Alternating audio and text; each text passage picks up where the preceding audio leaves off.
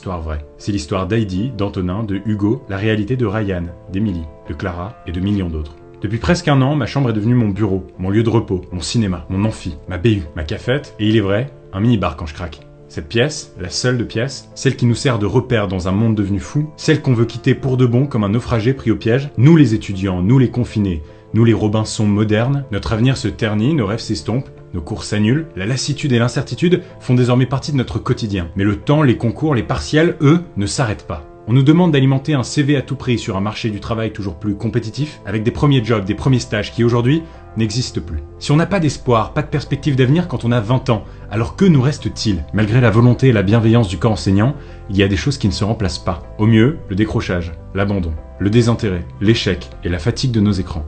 Au pire, les suicides par centaines, les appels de détresse de dizaines de milliers d'autres, et en globalité, une chute sombre de notre santé mentale. L'isolement est réel. Le livreur de pizza devient un camarade, le papillon de nuit un vieux copain. À cette solitude s'ajoute pour beaucoup une précarité, un stress économique. Alors je peux tenir longtemps de faire semblant que tout va bien sur une musique au piano, mais à quoi sert de vivre si c'est pour laisser place à une génération de morts-vivants? Le coût de cette maladie dépasse les couloirs d'hôpitaux et les cimetières. Il est humain. De l'éducation de nos enfants à la socialisation des ados, j'en viens presque à m'estimer chanceux. Chanceux d'avoir pu profiter de mes premières années universitaires. Même si cette pandémie m'a volé la fin de mes études, mon Erasmus des rencontres mortes dans l'œuf, j'ai pu rencontrer pour de vrai mes professeurs et mes camarades dans un temps qui semble désormais bien loin. Nous sommes français, européens. Être étudiant signifie donc pour beaucoup aussi la découverte de l'étranger. Habiter une autre ville, une autre culture. Vous avez eu la chance de le faire, alors pourquoi pas nous? Adieu Montréal, adieu Paris, adieu Londres, adieu Berlin. C'est dur d'avoir 20 ans en 2020. Formule du gouvernement qui navigue à vue d'œil depuis des mois, les médias et les politiques s'étonnent du désintérêt de notre génération lors des rendez-vous électoraux. Mais dans leur bouche, nous étions tous à cette rave party bretonne.